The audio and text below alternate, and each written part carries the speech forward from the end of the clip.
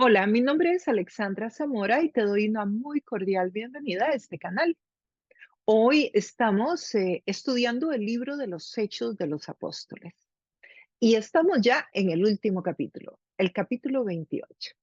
Hemos llegado al final de este libro que nos narra la historia de la iglesia, desde su nacimiento en el Pentecostés hasta que el Evangelio llega a los confines de la tierra. Precisamente Roma eran los confines de la tierra en esa época.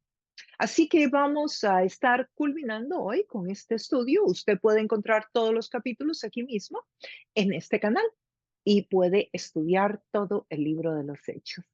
Bueno, sin más, les recuerdo suscribirse al canal, darle un like a la campanita y pronto vamos a iniciar con el estudio del libro de Apocalipsis. Así que si quiere recibir las notificaciones, yo le invito para que le haga clic a la campanita y de esa manera usted pueda recibir una alerta en el momento que comencemos a enseñar ese libro. Bueno, sin más, vamos a continuar.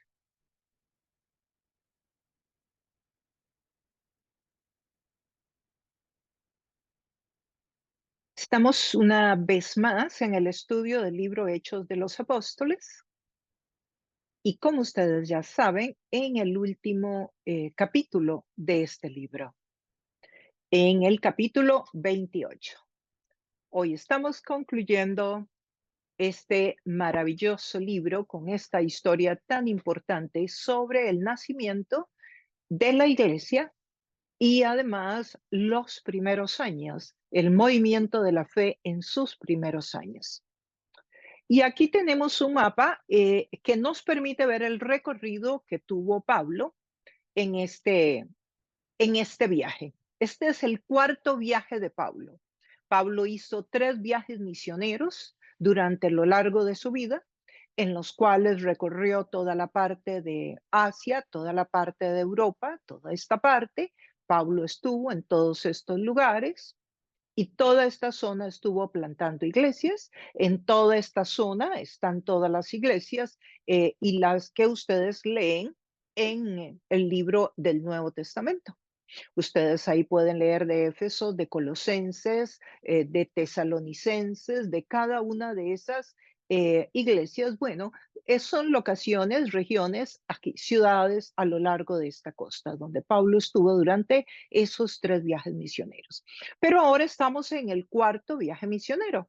Este es un viaje que emprende Pablo desde Jerusalén, en realidad, que fue el lugar donde llegó al templo, donde se encontró con sus hermanos y hermanos en la fe, hermanas en la fe en Jerusalén, que lo quisieron matar y que lo protegió un centurión, un soldado romano, y que luego él fue y predicó al Sanedrín, que ustedes recordarán en los capítulos anteriores, pero que tampoco le escucharon y que también ahí arriesgó su vida y luego este representante del imperio lo llevó a Cesarea, donde estuvo en la cárcel 2 años. Ahí tuvo varios juicios, uno con Félix, que era el gobernante al principio, y luego con Festo, que fue un gobernante que llegó después. Y recordarán que hubo un juicio con el rey Agripa II, que llegó con su esposa Berenice.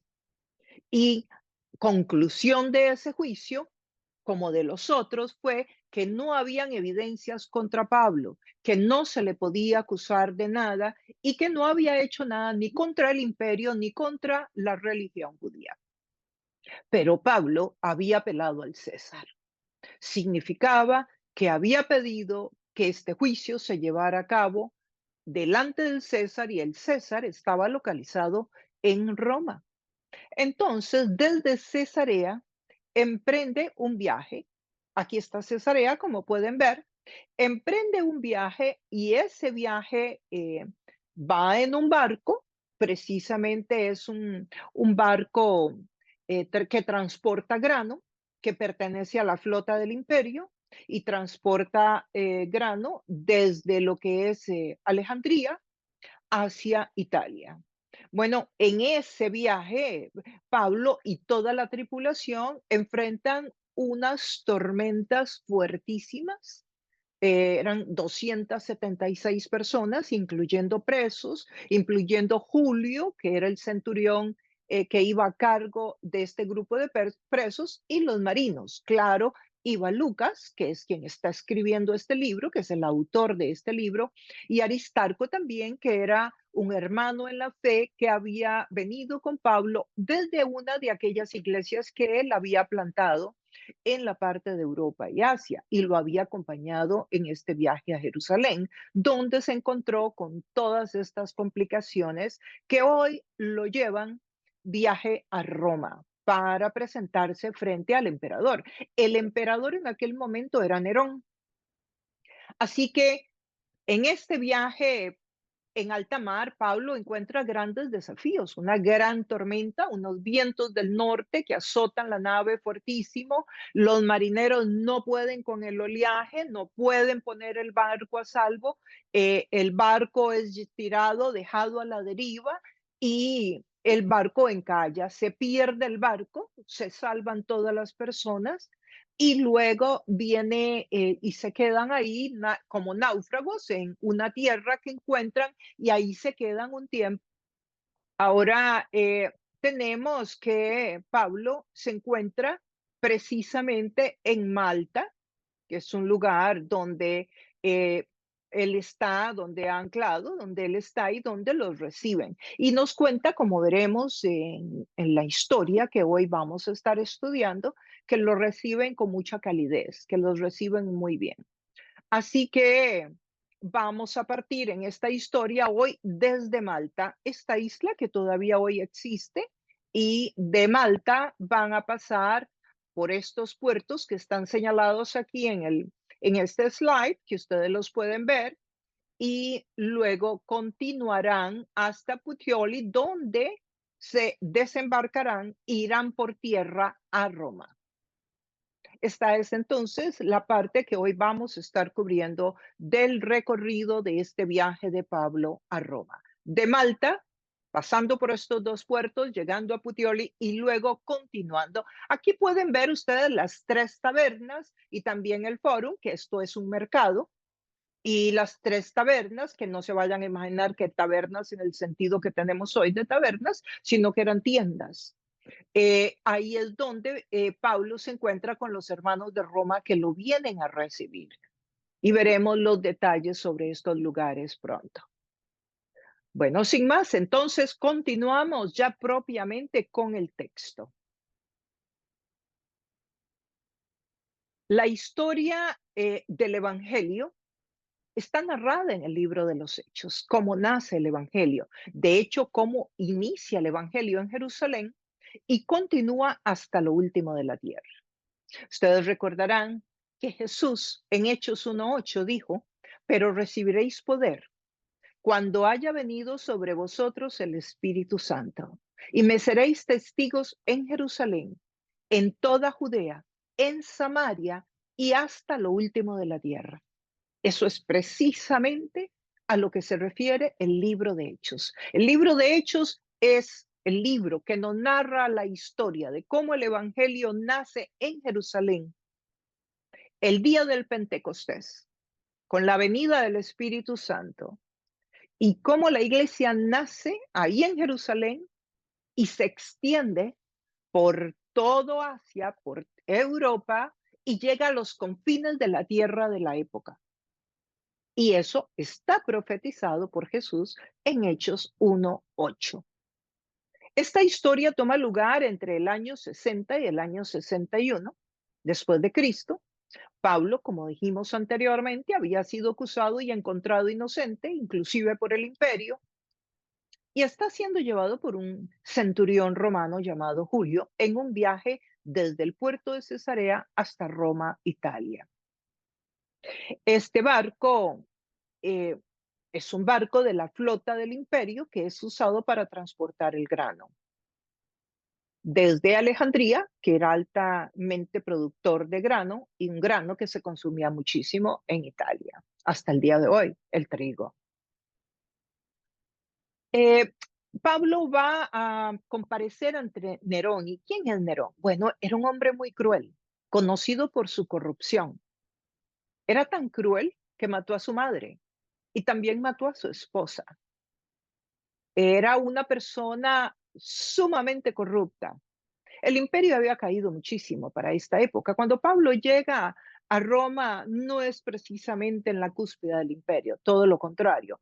El Senado, todos los representantes del imperio, habían ido delegando la mayor cantidad de poder en el emperador. Y esto había dañado, había traído una gran corrupción al imperio. Entonces, habían menos representantes y más poder sobre una sola persona, en este caso del emperador. Esto había traído mucha corrupción y por lo tanto las personas adineradas eran muy pocas y las personas pobres eran muchísimas. Había mucha hambre y por lo tanto había mucha crisis social. Así que ya el imperio aquí está decayendo.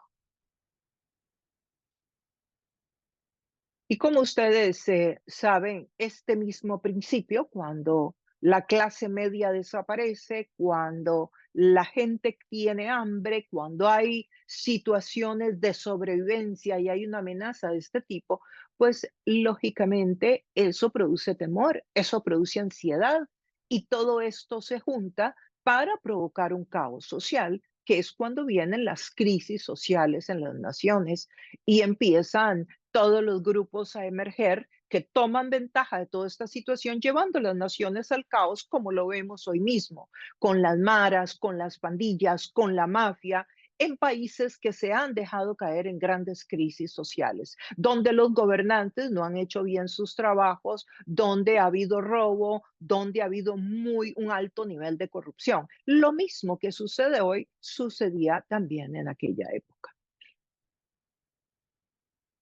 Y empezamos entonces el texto en el capítulo 28, el verso 1. Dice, una vez a salvo, nos enteramos, o sea, llegaron de naufragio y ya cuando vieron que estaban salvos, se enteraron de que estaban en una isla llamada Malta. Este detalle de Lucas de ponernos el nombre de la isla y que hasta el día de hoy la isla exista, es una de esas evidencias importantes de la geografía que prueban que el libro de los Hechos tiene fundamentos arqueológicos, geográficos y que aparece en muchas de las excavaciones de los descubrimientos, muchas de las partes del libro de Hechos son comprobadas científicamente. La isla de Malta entonces todavía está ahí en ese lugar. Los isleños nos trataron con extraordinaria bondad. Encendieron una fogata, nos invitaron a acercarnos porque estaba lloviendo y hacía frío. Además, recuerden cómo habían sufrido en esa tempestad. O sea, ellos creían que iban a perder la vida. O sea, pasaron momentos de verdad de un desánimo enorme. Recuerda que habían pasado 14 días sin comer, o sea, habían tenido que tirar todo lo del barco para ver si podían alivianarlo. Seguramente ya se les había metido agua. Todo esto antes de perder el barco. Y habían llegado como pudieron, ¿no? A tierra. O sea, sin barco. Llegaron nadando los que podían, como podían. Bueno, aquí vemos la hospitalidad de estas personas. Y es que la hospitalidad es un mandato bíblico, ¿sabías? Hay pasajes de la Biblia donde hablan de ser una persona que abre su casa para recibir en aquella época a los predicadores, pero que abre para recibir a los que están sirviendo en la fe y que viajan a diferentes lugares. Y es interesante porque estamos hablando de más de 20 siglos después y este principio sigue siendo el mismo. Cuando yo voy a los diferentes países del mundo a llevar la palabra, a los seminarios de psicología bíblica o a llevar los seminarios de teología, de hermenéutica, de historia, de lo que sea, cuando voy a predicar las campañas evangelísticas, me hospedan muchas veces en casas de hermanos y de hermanas que son miembros de esa comunidad. Entonces, este tema de la hospitalidad es parte del corazón de la comunidad de fe, de hospedarnos, de atendernos. Y es una experiencia lindísima, porque yo se los digo con mucha propiedad, que he tenido que estar en muchas casas en muchas casas, con muchas familias, de muchas culturas, de muchos países, de personas que han sido de una cultura totalmente diferente a la mía, qué sé yo, como la India, como la China, como Marruecos, para mencionarles algunos. Pero he estado en infinidad de países con personas de culturas totalmente diferentes a la mía. Y cuando yo entro a esas casas, solo el hecho de que somos hermanos y hermanas en la fe es es un sentimiento de llegar a un lugar seguro, donde usted sabe lo que piensa la otra persona, usted sabe lo que cree la persona que te está recibiendo, aunque nunca la hayas conocido antes. Usted sabe cómo le va a atender. Usted créame lo que le voy a decir, y lo hago con mucha libertad y muy contenta y agradecida con Dios y muy orgullosa de la Iglesia Universal. Yo, que me ha tocado tanto viajar por el ministerio, y yo puedo decirles que yo he sido atendida, no bien, súper bien, en todos los países del mundo. Y no fue que yo he ido una vez o otra vez o un viaje al año. No, mi vida viajando llegó al punto de que yo solamente tenía 3 días al mes para estar en mi casa. O sea, yo vivía en casas de familias de la fe en diferentes comunidades. Yo sé lo que es llegar a mi país para cambiar equipaje y volver a salir al día siguiente para otro viaje. Y yo puedo decirles que siempre, siempre he sido hospedada con una gracia y con un amor. Entonces, la hospitalidad debe ser parte de lo que está en nuestro corazón. Por eso, cuando alguien se hospeda en mi casa, trato de atenderle lo mejor posible porque estoy muy consciente de que es un mandamiento bíblico. No es solamente una opción. Y sobre todo a los predicadores, a los pastores, a los que van en el camino a llevar el evangelio a otras naciones. Y esto está haciendo Pablo. Él llega. Ellos posiblemente no conocían el evangelio, pero Dios puso en su corazón atenderlos bien y atender bien a Pablo. Y vamos a ver cómo esto viene de Dios, porque veremos que en otros lugares también a Pablo lo reciben bien, como nos reciben a nosotros los que enseñamos la palabra. Malta. Llegaron a Malta y los nativos de Malta, interesantemente, les llamaban bárbaros. ¿Por qué les llamaban bárbaros los griegos? ¿Porque eran brutos? No, les llamaban bárbaros porque para los griegos su lengua griega era muy romántica, era muy dulce, era muy melodiosa. Entonces, para ellos, cualquier grupo étnico que no hablara el griego era bárbaro. Y de ahí viene la palabra los bárbaros, de que alguien no hablara el griego. Y definitivamente Dios quería que Pablo pasara el invierno en Malta. El barco encalló en invierno, precisamente, por eso fue parte de la tempestad, y Dios parece que quería llevar la salvación a Malta. Igual sucede en nuestra vida. Las personas que Dios pone en tu camino y en el mío, muchas veces, son personas que Dios pone intencionalmente en nuestra vida. Que el Espíritu de Dios nos ayude a discernir, a entender que muchas personas que se cruzan en tu camino, familiares, amigos, compañeros de trabajo, son personas que es Dios quien las está cruzando en tu camino, así como Pablo pudo discernir que en Malta había obra que hacer, que también nosotros podamos discernir y orar al Señor y que Dios nos muestre y tengamos esa sensibilidad para saber quién está siendo puesto en nuestro camino por Dios, porque Dios quiere que sea salvo, porque Dios quiere que le conozca. El verso 3 dice, sucedió que Pablo recogió un montón de leña, empezó seguramente a colaborar y lo ha picado una serpiente.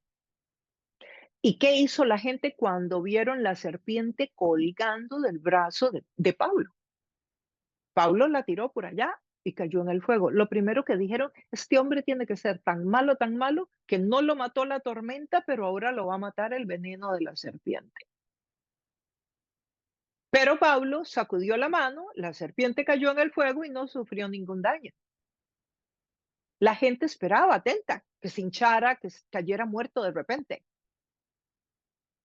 Habían serpientes venenosas entonces en Malta, pero después de esperar un buen rato, nada sucedía extraño, cambiaron de parecer y ahora creían que era un dios.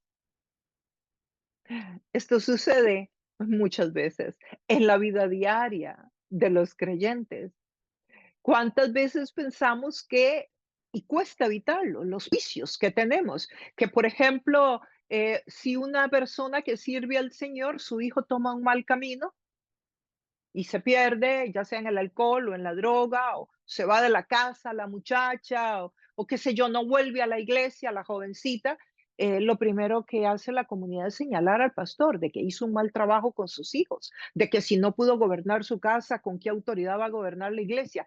Qué injusto es eso, qué injusto es eso. Yo he visto padres que tienen 2 hijos o 3 y 2 caminan por un camino correcto como los padres le enseñaron y uno no. Entonces, también en nuestro diario vivir suceden esas cosas, que alguien juzgue por sus propios prejuicios y que no es correcto. Si eso fuera correcto, entonces, ¿cómo juzgaríamos a Jesús, que dice la Biblia que no pecó, pecó, que nunca cayó? Eso dice la escritura de Jesús. ¿Qué diríamos de Jesús? Que sus hermanos no creyeron en él y se burlaban de él, le decían loco. Eso dice el texto bíblico en el original. Y no creyeron en él sino hasta después de su muerte y su resurrección. ¿O qué dirían de Pablo, que tenía una enfermedad en los ojos y que oraba por otros, como aquí pueden ver en Malta, como leeremos en el texto, ora, inclusive la serpiente, pero no puede o Dios no le da el favor para que sea sanado de la enfermedad que padecía y que lo dicen algunas cartas, que ha orado a Dios y Dios le ha contestado, bástate mi gracia. Entonces, yo creo que nosotros deberíamos decir basta de enjuiciar a las personas que sirven a Dios o a las personas en general. Dejemos de hacer juicios con base en nuestros prejuicios o en la ignorancia, porque no manejamos bien el texto bíblico o no manejamos todo el compendio bíblico y llegamos a conclusiones muy rápido a veces. Yo conozco grandes siervos y siervas del Señor, gente comprometida con Dios, que si se juzga por lo que le sucede a su familia o por situaciones particulares, estaríamos diciendo lo mismo que estos isleños. Este hombre seguro era un real asesino que no se pudo salvar, que se salvó de la tormenta, pero aquí la justicia le está cayendo y ahora va a morir mordido por una serpiente. Ahora, algo interesante es que vemos ya los milagros, ¿verdad? Aparecer, eh, tan fluidos en la vida de Pablo. O sea, no fue como que Pablo dijo, y voy a ir a ayunar y voy a ir a orar para que entonces el veneno de la serpiente no me mate. No, sino que está en su diario vivir. Si los milagros deben ser parte de nuestro diario vivir, de nuestro cotidiano, deben ser, o sea, yo sé que hay milagros más visibles que otros, posiblemente la sanidad de un cáncer sea algo mucho más visible o la sanidad de algo que vemos inmediatamente al frente con nuestros ojos, pero verdaderamente los creyentes vivimos muchos milagros en nuestro diario vivir. Aquí Pablo vive un milagro y Pablo está preparado para el milagro. Pablo lo cree en el mismo momento que la serpiente lo pica. Dios lo sana y Dios lo sana. Y no pasa nada con la serpiente. Así debemos de actuar nosotros, de creer cada vez que lo necesitemos y que Dios pueda fluir en un milagro cada vez que lo necesitemos. El verso 7 dice, después, cerca de allí había una finca que pertenecía a Publio. Publio era el representante del imperio en aquella zona y dice que los recibió y los hospedó por 3 días. Me imagino que mientras buscaban un lugar donde hospedarlos. Y digo esto porque luego dice que se quedaron varios meses. Pero, y entonces, pues aquí dice que fueron solo 3 días que Publio abrió su casa. Parece que el padre de este señor estaba enfermo, tenía fiebre. Y había una enfermedad aquí que parece que en aquella época había una enfermedad que era producida por la leche de cabra. Por cierto, hoy ya no hay serpientes en Malta, dice la historia. Interesante, pero sí había en aquella época.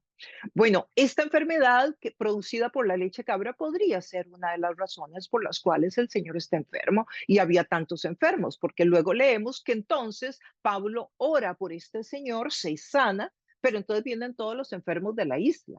O sea, ¿cuántos habitantes tendría la isla? No lo sabemos, pero sí parece que ya tenía muchos enfermos. Claro, las aguas en ese tiempo no eran aguas limpias. Ustedes saben que una de las razones por la que se tomaba el vino en aquella época era precisamente para, por el tema de las bacterias. Ustedes saben que había gente que moría joven precisamente por el tema de las enfermedades, que no existía medicina que pudiera ayudarlos o sanar a las personas. La cosa es que se sana un montón de personas a través de la oración de Pablo. Y es que vemos que los dones del Espíritu Santo fluyen en nuestro diario vivir de nuevo cuando Dios los necesite. Y tú y yo debemos de estar listos. A ver, si alguien está a tu lado, un miembro de la familia está enfermo, tú no tienes que irle a pedir a Dios el don de sanidades. Tú lo que tienes que hacer es orar creyendo en que Dios le va a sanar, porque Dios va a usar y te va a dar el don que esté necesitando para cada ocasión. Ahora tú dirás, pero no, los dones no son dados a ciertas personas. Yo sí creo que hay personas que fluyen más en ciertos dones, pero también creo que Dios es soberano para darte el don que Él necesita en el momento en que Él quiera sanar a alguien.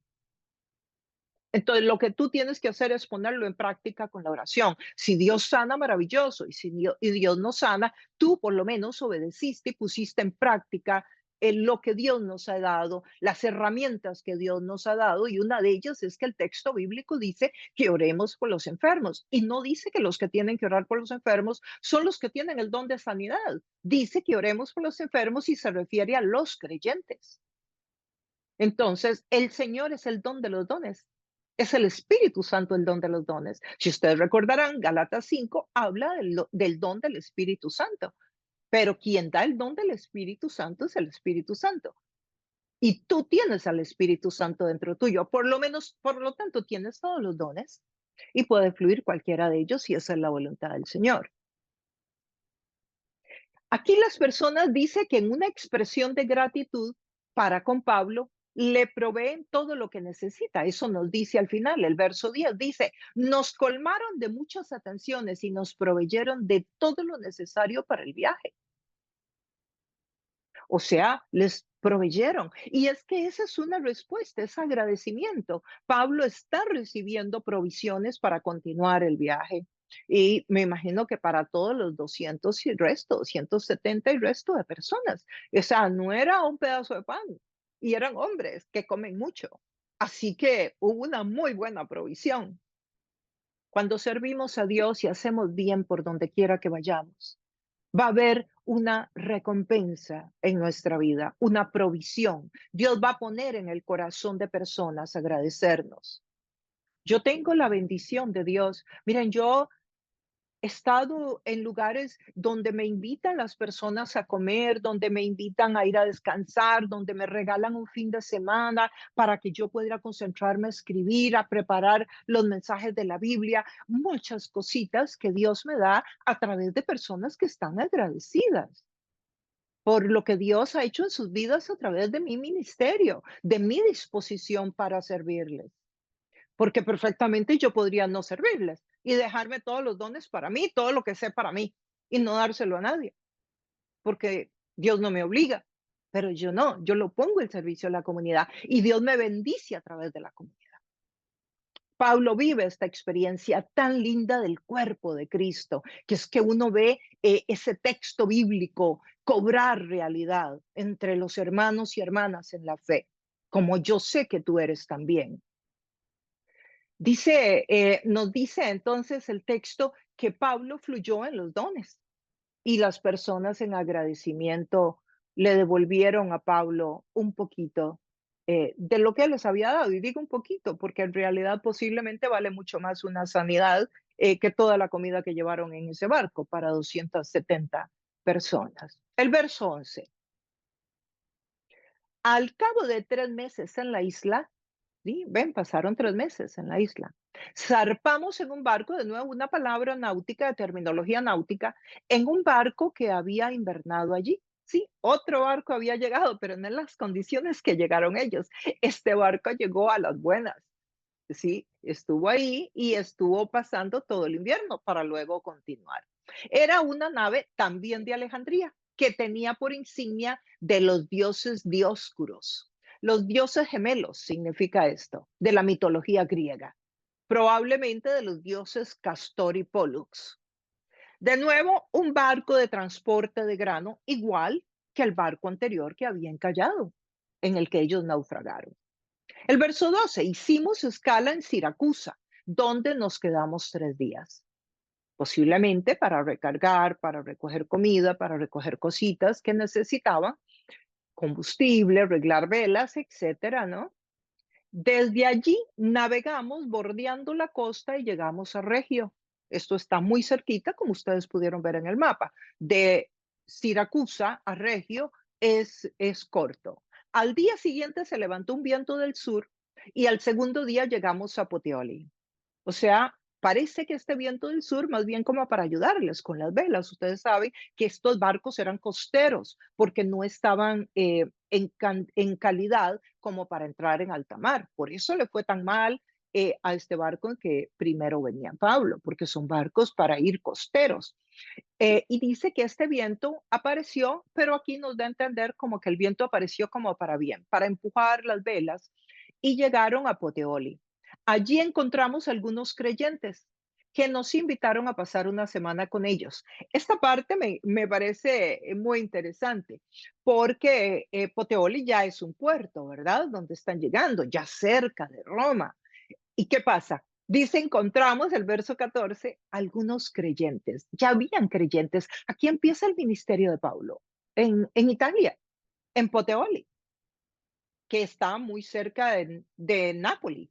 Y dice que encontraron algunos creyentes que los invitaron a pasar una semana con ellos. O sea, parece que ya aquí a estas alturas del camino, Pablo, pues va como en un viaje privado. O sea, lo invitan a quedarse y se queda todo el mundo ahí. Y dice que se quedan ahí una semana con ellos. Y Pablo, supongo yo, haciendo el ministerio. Entonces, parece que Pablo ya va teniendo muchos privilegios con el centurión romano, ¿verdad? Que permite que se quede ahí una semana. Posiblemente ese centurión ya había requete oído el evangelio y había visto a Jesús, quién sabe, de cuántas maneras a través de Pablo.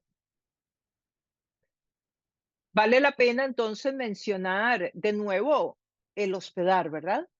Que iniciamos al principio hablando de eso. Aquí vemos que los hermanos los hospedan una semana como parte del quehacer del creyente.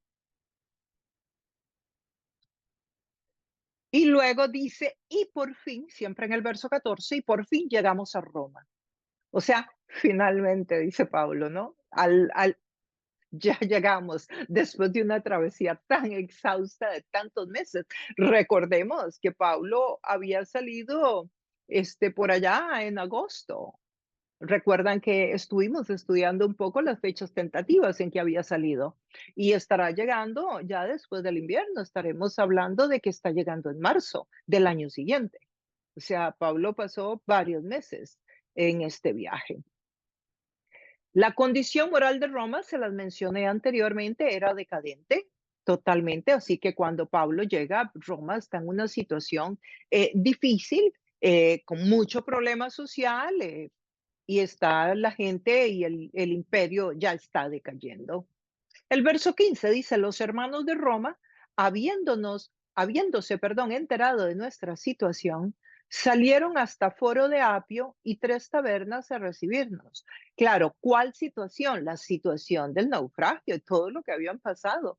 Parece que los hermanos ya sabían, ya había llegado la noticia y salieron a recibirlo. Bueno, ¿por qué salieron? Bueno, porque resulta que el Foro de Apio, que era como un mercado, estaba a 70 kilómetros de Roma. O sea, que tuvieron que caminar como 70 kilómetros. Y 3 tabernas, que eran tiendas, las tiendas como las que hacía Pablo, con pieles, estaban a 55 kilómetros de Roma. O sea, unos llegaron hasta Apio y los otros llegaron hasta las tabernas. Claro, es que era una gran caminada. Y al verlos, Pablo dio gracias a Dios y cobró ánimo. O sea, Pablo está describiendo esta parte, Lucas, perdón, está describiendo esta parte tan emocional de Pablo, ¿verdad? Que cobró ánimo. O sea, Pablo posiblemente venía pasando dificultad. Y no sé por qué, pero todos los estudiosos formales, perdón, coinciden en que Pablo posiblemente tenía algún tipo de dolencias. Y parte de eso era el quehacer de Lucas al lado de él. Entonces podría haber también un poquito de ese malestar que Pablo tenía, pero esa es una especulación. El texto no lo dice. Cuando llegamos a Roma, a Pablo se le permitió tener su domicilio particular con un soldado que lo custodiaba. O sea, la casa por cárcel, literalmente, tenía un soldado. Seguimos aquí viendo la gracia y el favor de Dios, ya que le permite, le dan una gran bienvenida muy especial y además pues le dan la casa por cárcel.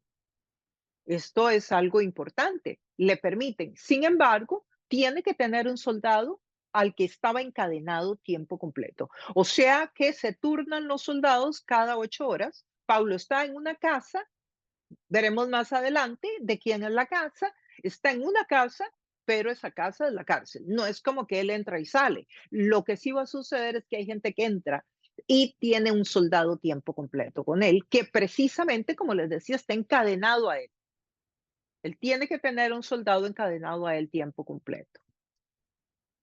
El 17 dice que 3 días más tarde, o sea, Pablo llega, me imagino que duerme, come, descansa un poco, ¿no? Ora, y Pablo convoca a los dirigentes de los judíos a que se reúnan con él. En aquella época habían aproximadamente 7 sinagogas en Roma. Roma tenía una población de 2 millones aproximadamente de habitantes y habían varias sinagogas, se cree que 7, por lo que los invitados de Pablo deben ser los dirigentes de esas sinagogas. Y notemos también que Pablo busca a las personas de las sinagogas judías.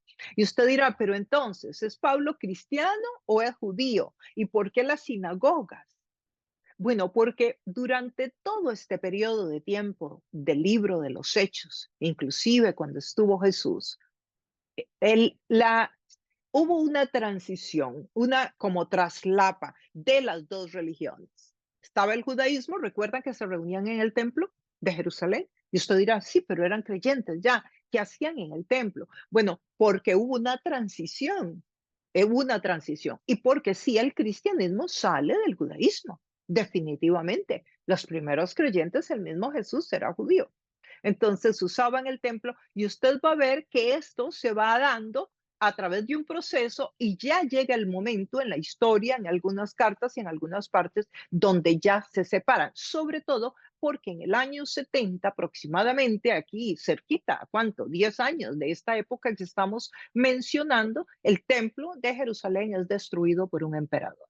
Y como el judaísmo giraba alrededor del templo, pues el tema de la religión queda muy afectado, muy deteriorado, muy dividido y ahí queda mucho más evidente, lógicamente, además de que surge la persecución abierta, ya no solo del judaísmo. Hasta este momento ustedes pueden ver que la persecución es del judaísmo contra los cristianos, la mayoría de las veces con un par de excepciones que encontramos cuando Pablo estaba plantando iglesias en Asia y en Europa, que fueron griegos, pero la mayoría de las veces la persecución vino de judíos. Va a ser en los próximos años muy inmediatos que la persecución vendrá del imperio, ya no solamente del judaísmo. ¿Por qué? Porque el imperio ahora sí lo va a considerar al cristianismo como una amenaza. Y se van a escuchar muchas historias alrededor de la cena del Señor, como Plinio, un historiador, que cuenta que decían que tenían a un niño y como que mataban al niño y como que se tomaban la sangre del niño y empiezan a crear unas historias y unas fábulas alrededor de la cena del Señor. Y son historias fascinantes cuando uno lee eso, y eso aparece en los historiadores extrabíblicos. Ellos son los que mencionan lo que se escuchaba de los cristianos. Bueno, no entro en ese detalle porque no nos ocupa eso hoy, pero es una historia muy interesante. Y ahí surge la persecución del imperio contra los creyentes.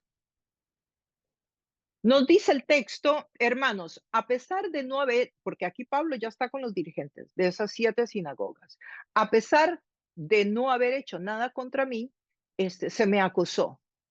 Se me acusó, pero en realidad yo no he hecho nada ni contra las costumbres de nuestros antepasados, pero me arrestaron en Jerusalén y me entregaron a los romanos. Me interrogaron, ellos quisieron soltarme, los del imperio, por yo no ser culpable de ningún delito que mereciera la muerte. Cuando los judíos se opusieron, me vi obligado a apelar al César. Esto nos termina de aclarar que Pablo apela al César porque sabía que cuando estaba en Cesarea, los judíos le pidieron a Festo que se llevara a Pablo de nuevo a Jerusalén, que lo juzgara en Jerusalén, pero que lo que querían era hacerle una emboscada y matarlo. Pablo lo sabía. Y es cuando Fausto le ofrece a Pablo llevarlo a Jerusalén para el juicio que le propusieron el Sanedrín, que Pablo dice, no, apelo al César. Y aquí Pablo lo confirma diciendo que él no era culpable, pero que los judíos se opusieron y me vi obligado, dice el 19, a apelar al César. No porque yo tuviera alguna acusación que presentar contra mi nación, sino para salvar su vida. Que de plano y de paso cumplía con el propósito de Dios, porque nos es muy claro a ti y a mí que hemos estudiado todo el libro de los Hechos, que Jesús le había dicho a Pablo en reiteradas ocasiones que era necesario que fuera a Roma y que predicara delante de los reyes de Roma, que vendría a ser un equivalente del emperador. El verso 20, por este motivo he pedido verlos y hablar con ustedes, precisamente por la esperanza de Israel. Estoy yo encadenado. Pablo estaba encadenado, literalmente encadenado, no cadenitas finas como las que usted compra en Home Depot o en una ferretería en su país. No, cadenas de presos de aquella época eran pesadas, eran groseras. Y dice que él está encadenado por la esperanza de Israel. ¿Cuál es la esperanza de Israel? Las profecías, que vendría el Mesías. Esa es la esperanza, eso es lo que está hablando. Aquí no se está dando Lucas un resumen, pero se refiere a la esperanza de Israel. La esperanza de Israel era el cumplimiento de las profecías del Antiguo Testamento, en el Mesías, en Jesucristo. Pablo entonces estaba encadenado y solo por un momento quiero que pausemos y pensemos qué le sucedería a cada soldado que venía cada 8 horas a sustituir al anterior y se tenía que encadenar con Pablo, porque tenía que estar encadenado con Pablo. ¿Qué creen ustedes que sucedía con ese soldado? Claro, Pablo le predicaba el Evangelio. O sea, en 2 años, hágale usted números, saque una calculadora. 3 soldados al día por 365 días. ¿Cuántos soldados Pablo evangelizó en un año? 365, estamos hablando de 1,000 soldados por año, estamos hablando de 2,000 soldados al año. Y que esos soldados le contaran a otros, claro, Pablo evangelizó todo el pretorio, evangelizó todos los soldados del ejército, posiblemente. Y así es como vemos en algunos textos de otras cartas de Pablo que dice que todo el pretorio escuchó la palabra. Entonces, claro, y nosotros nos debemos de preguntar, si nosotros también en la vida somos tan intencionales como Pablo en el llevar el Evangelio. ¿Cuántas personas en tu caminar con Cristo le has hablado de Jesús en tu vida? Y si no lo has hecho, ¿qué estás esperando? Y si no sabes hacerlo, esto es como un bebé. ¿Cómo aprende un bebé a comer? Comiendo. ¿Cómo aprende un bebé a caminar? Caminando. ¿Cómo aprende un creyente a contar la verdad y ayudar a otro para que entienda la verdad? Contándola. Si usted no empieza, no va a haber forma de que aprenda, porque esto es un tema de práctica. Ya el Evangelio está en usted, ya el conocimiento está en usted, ya el Espíritu Santo está en usted, ya lo único que a usted le toca es abrir la boca. Esa es, ese es el proceso. Bueno, Pablo evangelizó entonces a todos los soldados que le pusieron al lado, lo más seguro. El verso 21 dice, nosotros no hemos recibido ninguna carta de Judea. que tenga que ver contigo. O sea, nadie ha venido a hablar mal de ti. Resulta que ellos estaban interesados no en Pablo, no habían escuchado nada de Pablo, pero queremos oír tu punto de vista porque lo único que sabemos es que en todas partes se habla en contra de esa secta. La palabra secta significa salido de, o sea, y sí, el cristianismo salió del judaísmo, es una realidad. Y es que eso de la secta parece que sí se había llegado a Roma, pero no de Pablo. Y es que las profecías hablaban de un Cristo que vendría triunfante, pero también de un Cristo que vendría y sufriría. Y ese es el argumento de Pablo cuando está tratando de convencer a los judíos, de decirles que las profecías se cumplieron en Jesús. Y claro, el argumento de los judíos es que el Cristo vendría triunfante. ¿Por qué a los judíos les costó identificar que Jesús era el Cristo, el Mesías? Cristo y Mesías significa lo mismo. ¿Por qué les costó? Les costaba porque ellos se lo imaginaban triunfante, que los vendría a liberar de la opresión del imperio romano, que es lo que todavía creen hoy. Pero resulta que las profecías también hablaban de un Cristo, de un Mesías sufriente. Esa parte, por alguna razón, no la podían integrar. Aquí Pablo, en sus defensas, esto es lo que trata, estos son los argumentos, esta es la apologética, esta es la defensa que Pablo hace. Y por eso Pablo usa todo el Antiguo Testamento para probarles que Jesús era el Mesías y que fue crucificado, tal y como estaba profetizado.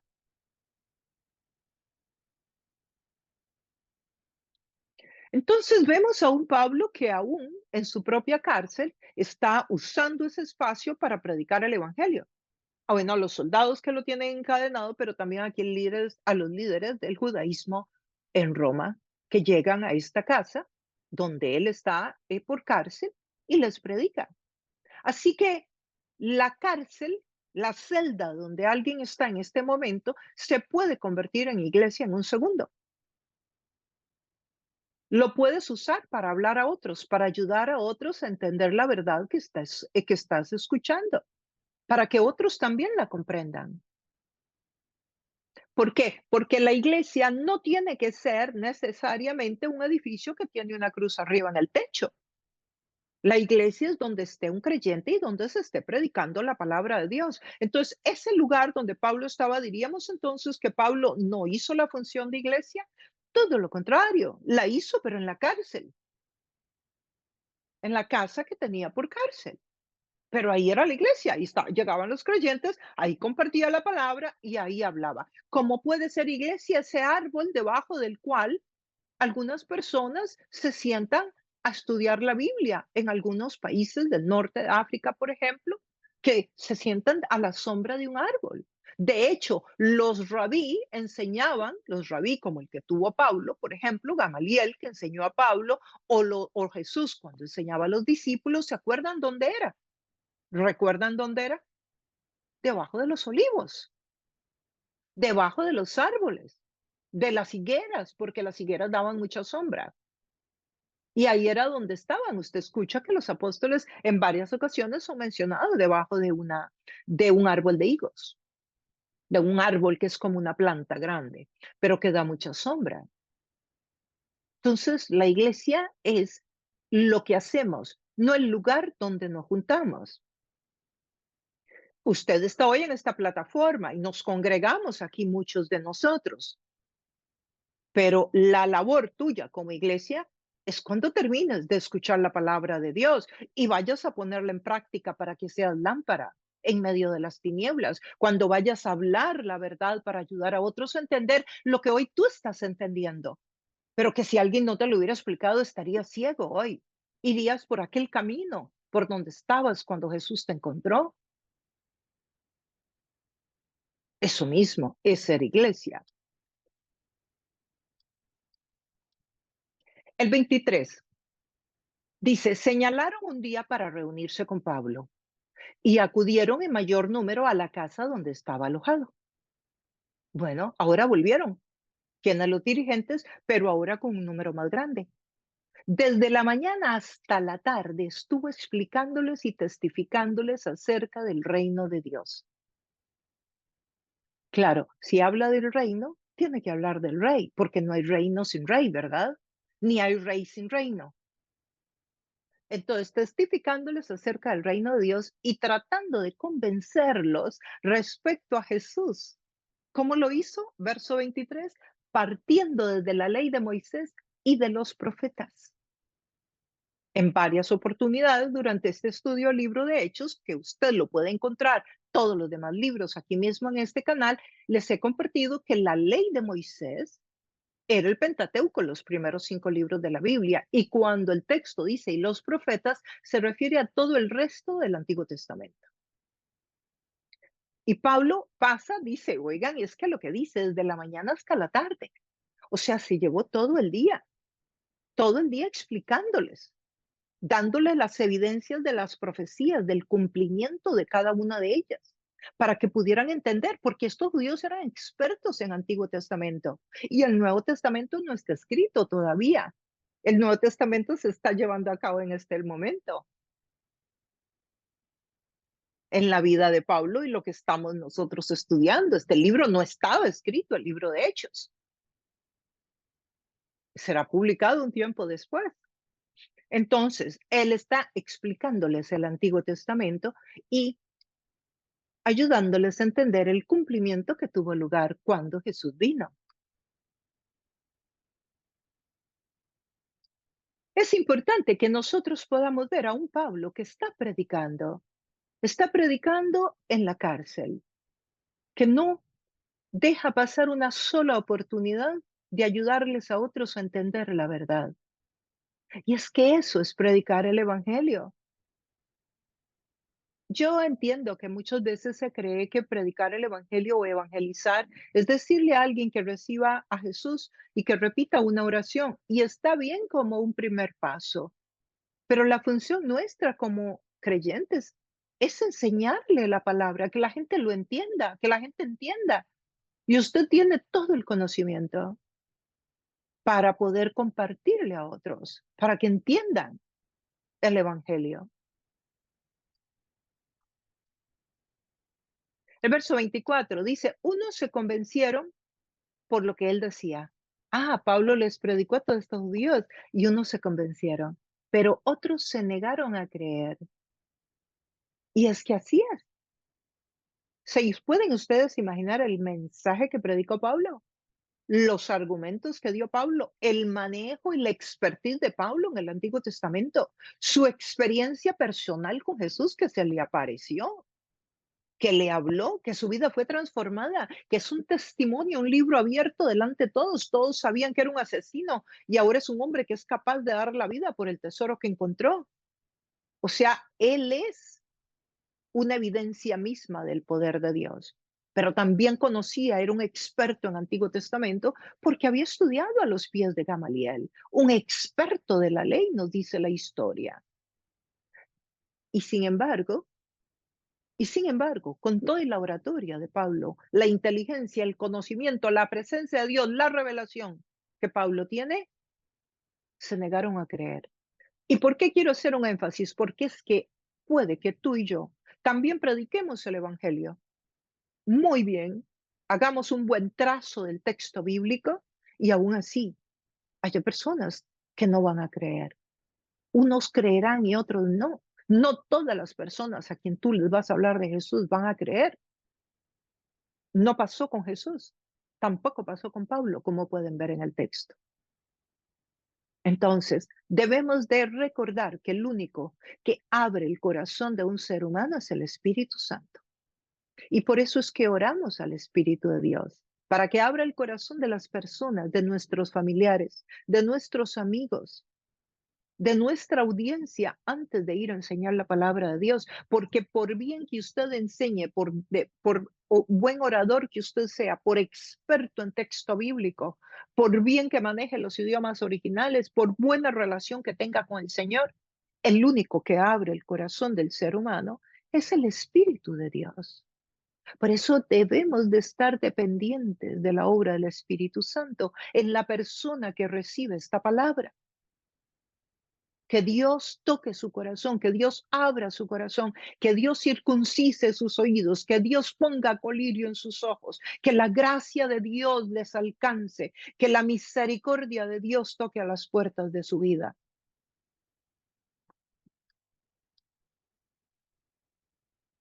Luego dice el texto en el 25, no pudieron ponerse de acuerdo entre sí. O sea, estos judíos se pelearon, comenzaron a irse y a discutir entre ellos, dice el texto. Y Pablo añadió la última declaración. Con razón el Espíritu Santo habló a sus antepasados por medio del profeta Isaías. O sea, Pablo manda esta palabra cuando vio que no creían. Verso 26. Esto le dijo Dios a Isaías y Pablo se los está recordando. Ellos lo manejan, ellos saben que está en Isaías. Y Pablo les dice, con razón que el Espíritu Santo habló a sus antepasados por medio del profeta Isaías. O sea, dio esta profecía desde el Antiguo Testamento y se la dice.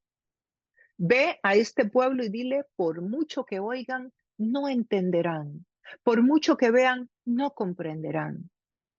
Porque el corazón de este pueblo se ha vuelto insensible. Se les han tapado los oídos. Se les han cerrado los ojos. De lo contrario, verían con los ojos, oirían con los oídos, entenderían con el corazón, se arrepentirían y yo los sanaría. La palabra sanaría se refiere a salvaría. Aquí es la misma palabra en griego, pero acá significa los salvaría. Es una profecía del Antiguo Testamento que se está cumpliendo en este momento. Entonces yo quiero que usted y yo también reflexionemos en esta palabra, porque sí que debemos de obedecer a Dios y llevar la verdad y ayudar a otros a que la entiendan, pero también tenemos que estar listos para saber que muchos tendrán los oídos tapados, sus ojos cerrados y sus corazones no van a entender. Y tenemos que estar listos también para eso y no frustrarnos y no creer que no estamos haciendo bien nuestro trabajo. Nuestro trabajo es llevar el Evangelio a otros. Que la persona se vuelva o no a Dios es el trabajo del Espíritu Santo.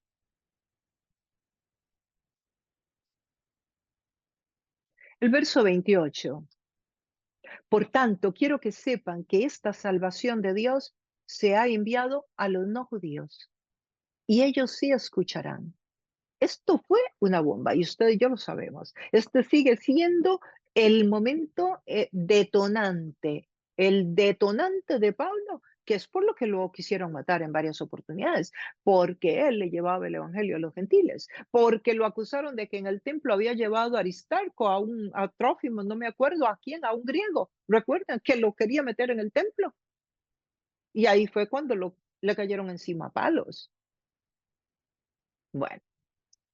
Así es que aquí Pablo les dice eso de nuevo. Quiero que sepan que esta salvación de Dios se ha enviado a los no judíos y ellos sí van a escuchar. Eso dice, les dice Pablo. Y es que Romanos 10:11 dice, todo el que confía en él no será defraudado. No hay diferencia entre judíos y los que no son judíos, pues el mismo Señor es Señor de todos y bendice abundantemente a cuantos lo invocan, porque todo el que invoque el nombre del Señor será salvo. Romanos 10:11 dice eso, que entonces no hay diferencia entre el judío y los no judíos. El que invoque el nombre del Señor, ese va a ser salvo. Y esta carta a los romanos la escribió Pablo, precisamente. La escribió Pablo a los romanos. O sea, antes de llegar aquí a Roma, ya les había enviado una carta. El verso 30. Durante 2 años completos permaneció Pablo en la casa que tenía alquilada. Era una casa alquilada, ¿ven? Donde estaba por cárcel. Dice que era una casa alquilada y recibía a todos los que iban a verlo. O sea, Pablo estuvo ahí predicando, evangelizando, mostrando la palabra, enseñando. ¿Cómo hizo Pablo para tener una casa alquilada por 2 años? Bueno, con el soporte económico de los creyentes, inclusive de creyentes de otros lugares, como de Filipenses, por ejemplo. Filipenses 4, más tarde, cuando tengas tiempo, búscalo. En el verso 14 dice, sin embargo, bien hiciste en participar conmigo en mi tribulación. Y sabéis también vosotros, oh filipenses, que al principio de la predicación del Evangelio, cuando partí de Macedonia, ninguna iglesia participó conmigo en razón de dar y recibir, sino vosotros solos. O sea, la iglesia de Filipenses fue una iglesia que contribuyó con el soporte económico de Pablo. Pues aún a Tesalónica me enviaste una y otra vez para mis necesidades, aun cuando estaba en otras ciudades, predicando para otros. Habían un grupo que lo estaban sosteniendo económicamente para que pudiera llevar el evangelio a otros. Y luego dice, pero todo lo he recibido y tengo abundancia, estoy lleno, habiendo recibido de Epafrodito lo que enviaste. O sea, lo enviaron con Epafrodito, con una persona, le enviaron esa donación. Olor fragante, sacrificio acepto, agradable a Dios. O sea que esa ofrenda, ese dinero con el que sostuvieron a Pablo por varios años, 2 años acá y 2 años en Cesarea, recuerden, aquí nos está diciendo el texto que llegó como un olor fragante, como un sacrificio acepto, agradable a Dios. ¿Por qué? Porque esa donación que le damos a los siervos de Dios, ese dinero que damos para la obra misionera, ese dinero que damos para que el movimiento de la fe continúe, ese dinero lo damos para el Señor y del Señor recibiremos recompensa, como la recibieron aquí los filipenses. Y si no, vean lo que dice el verso 19, Filipenses 4:19. Mi Dios, pues, suplirá todo lo que os falta conforme a sus riquezas en gloria en Cristo Jesús. O sea, ustedes han dado para Dios, para el reino de Dios, y de Dios recibirán conforme a sus riquezas. El que da de vuelta a nuestra vida es Dios. Por eso cuando usted le dé una ofrenda a un predicador, a un pastor, a una persona que sirve a Dios, o un diezmo, una contribución en su iglesia, hágalo para Dios, para que de Dios reciba la recompensa. Porque las gracias que usted puede recibir de un pastor o de un predicador es nada comparado con lo que Dios le puede dar. Y lo mejor que usted puede hacer es darlo para Dios y no para la persona, sino para Dios, para que de Dios reciba la recompensa. Aunque lógicamente usted va a dar en el lugar donde Dios le pone en el corazón. Es posible que Pablo escribiera la carta a los romanos cuando estuvo preso en Cesarea, esa misma carta. Y luego Filipenses, Efesios y Colosenses y Filemón posiblemente las escribió cuando estaba en Roma. O sea, durante este tiempo, estos 2 años, es posible que fue cuando Pablo escribió estas cartas, Filipenses, Efesios, Colosenses y Filemón. La carta de Tito y Timoteo es posible que las escribe cuando queda libre aquí en Roma, que hay varios años en que Pablo está libre. Y luego, después de unos años, pareciera que Pablo queda libre de este juicio en 2 años. Según los historiadores, hay varios historiadores como Clemente y Eusebio. Clemente escribió por allá en el año 80, ambos padres de la iglesia, historiadores cristianos, convertidos judíos que habían llegado a Cristo. Ellos dicen que estas dos figuras muy importantes, historiadores de la iglesia primitiva, escriben que después de 2 años Pablo fue liberado y un tiempo después otra vez Pablo llegó a otro juicio, pero ahora sí acusado por el imperio. ¿Recuerdan que vino persecución? Ahora sí acusado por el imperio y es este mismo Nerón quien manda decapitarlo.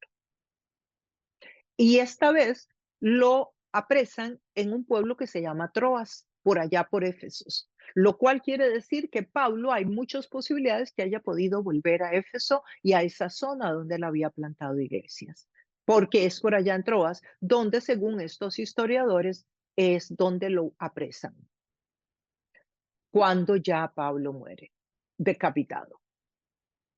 Así que Lucas ha escrito este libro de forma maravillosa y hay mucho soporte arqueológico histórico para darle respaldo a cada acontecimiento que Lucas menciona. El verso 31 dice, predicaba el reino de Dios y enseñaba acerca del Señor Jesucristo sin impedimento y sin temor alguno. Mientras estuvo esos 2 años en la cárcel de Roma, Pablo predicó del reino de Dios y no tenía ni impedimento ni temor alguno.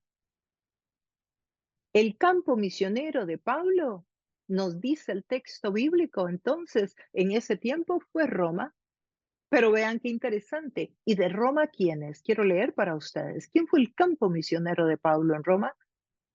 Bueno, los soldados, ya lo vimos, ¿no? Todos los que llegaban a hablar con él. Pero además, Filipenses 4, verso 21 y 22. Saludad, ¿a quién está? Escribiéndole a los filipenses. Recuerden que esta carta la escribe estando ahí en la cárcel. Y miren lo que les dice. Saludad a todos los santos en Cristo Jesús. Los hermanos que están conmigo os saludan. Se está escribiendo para los filipenses, está en Roma, en esa casa. Y le manda esta carta. Y al final de la carta dice, los hermanos que están conmigo os saludan. Todos los santos os saludan. Y especialmente los de la casa del César. O sea, Pablo le evangelizó a todos los empleados del César. Y si no a todos, casi todos, porque dice los de la casa del César. Es muy posible que se refería al emperador. Y quizás te preguntas, ¿por qué yo estoy viviendo en este vecindario? ¿Por qué yo entré a esta universidad? ¿Por qué estoy en esta ciudad? ¿Por qué estoy practicando este deporte o trabajando en esta empresa? Y yo te pregunto, ¿será posible que sea la intención de Dios que algunas de las personas con las que tú estás creciendo, con las que estás trabajando, con las que estás disfrutando en tu vida, puedan ser el campo misionero que Dios escogió para ti? Como para Pablo fue la familia de Nerón y sus empleados. Podría ser que tu campo misionero sea la empresa donde trabajas, tu grupo de iguales. Pablo predicó a los judíos en la sinagoga, a los gentiles en la calle, a los criminales en un barco, a los centuriones en la cárcel, a los gobernantes en la corte, a los reyes en la corte, a los criminales. Pablo predicó a quien se encontrara en donde se lo encontrara.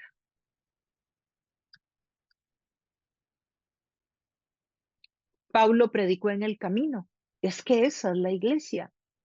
La iglesia va en el camino. La iglesia es iglesia en el camino. Es en el camino que es luz en medio de las tinieblas. Es en el camino que es sal de la tierra para que no haya corrupción. Porque la verdad es un anticorrosivo social.